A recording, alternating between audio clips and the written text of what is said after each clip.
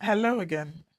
If you're watching this episode, there is a strong chance that you already know what is wrong in your marriage, but you kind of feel stuck. And that's not because you don't see clearly, but because money, access, and practical reality make movement often feel impossible.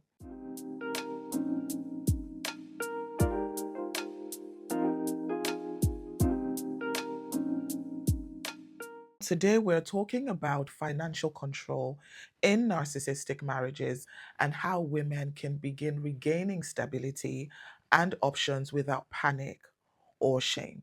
Now, let me say this clearly at the beginning. If you are financially dependent, that does not mean that you are weak. It means someone has more power in the system than you do.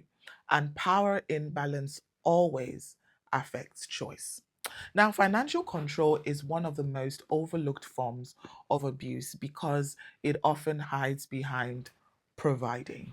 Now, this is the husband who controls access to bank accounts, monitors spending excessively, gives you money like an allowance, withholds funds as punishment, will often block your ability to work or study, and will make you feel incapable of managing money, and will often remind you that you could not survive without him. Now, outwardly, he may appear responsible. Inwardly, you feel infantilized. And you see, over time, something happens psychologically. Your confidence begins to shrink. Your decision making weakens. Your imagination narrows. And this is not because you lack intelligence, but because choice has been systematically removed. So let me say this clinically. When a woman lacks options, her nervous system goes into freeze mode, and freeze is often mislabeled as passivity, and it is not. It is simply survival response. Now, let's talk about how healing begins when financial control is present. Again, imagine that we are sitting together in a therapy room. Step one, I need you to name financial control without minimizing it. Many women will often say, he provides, so I shouldn't complain. At least we're not struggling. He just likes things, being organized or being done in a certain way. But control is not defined by income level, it is defined by access and autonomy. Ask yourself, can I access money without fear? Can I make basic decisions without permission? Can I plan independently without backlash? Now, if the answer is no, control is present. Naming this is not ingratitude, it is clarity. Step two, separate survival from shame. Financial dependence often carries deep shame. You may think, I should have planned better. I should have been smarter. I should have seen this coming. But you see, narcissistic dynamics are gradual. Control rarely appears on the first date, it tightens slowly, often under the banner of care. Healing begins when you stop shaming your past self and start supporting your present one.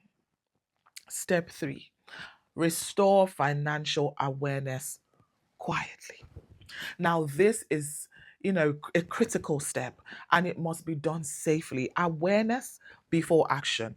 I need you to begin to understand what money comes in, where it goes, what accounts exist, what debts exist, what documents matter.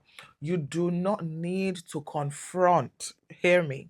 You do not need to announce. Information is power. You see, quiet information restores internal safety.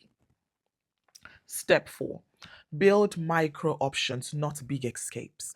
One of the biggest mistakes I see women make is thinking only in extremes. Stay forever or leave immediately. No. That binary creates paralysis. Healing works through micro options, a small savings buffer, a skill refresh, a CV update, a confidential conversation, exploring part time or remote options, learning what support exists. You see, options reduce fear, fear reduction restores thinking. You are not plotting, You are simply preparing. Step 5, address the psychological impact of being financially controlled. Financial control does not affect just money. It affects self trust, confidence, risk tolerance, and even your imagination. So, healing includes rebuilding competence slowly. Start making small decisions again. Practice choosing again. Practice managing. Practice trusting yourself. Capability returns through use. Step 6, faith and finances without guilt. You see, for Christian women, money can feel spiritually loaded. You may believe, I should be content. Money shouldn't matter this much now. Am I being materialistic? I shouldn't be thinking about this. But you see, stewardship includes self care. God does not glorify dependency that leads to harm. Provision was never meant to be a leash. Wisdom includes preparation. Step 7, expand your support without exposure. You do not need to tell everyone what's going on. Choose support that understands financial abuse, narcissistic dynamics, trauma responses. You see, this might be in the form of a therapist, a confidential advisor, a trusted professional, a specialist support service. Support helps you think beyond survival. This is why it's very important. Now, let me slow us down and summarize.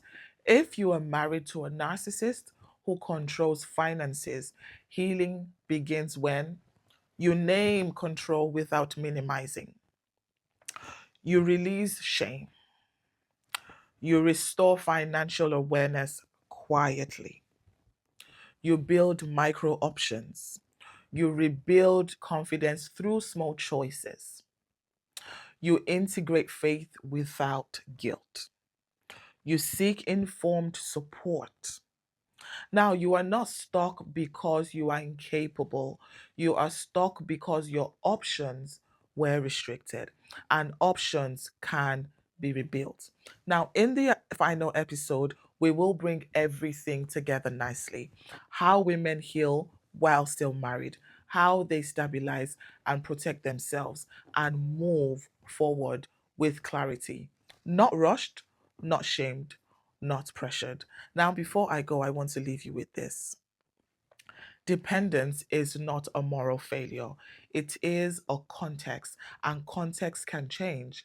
I will see you next week, Sunday. Bye bye.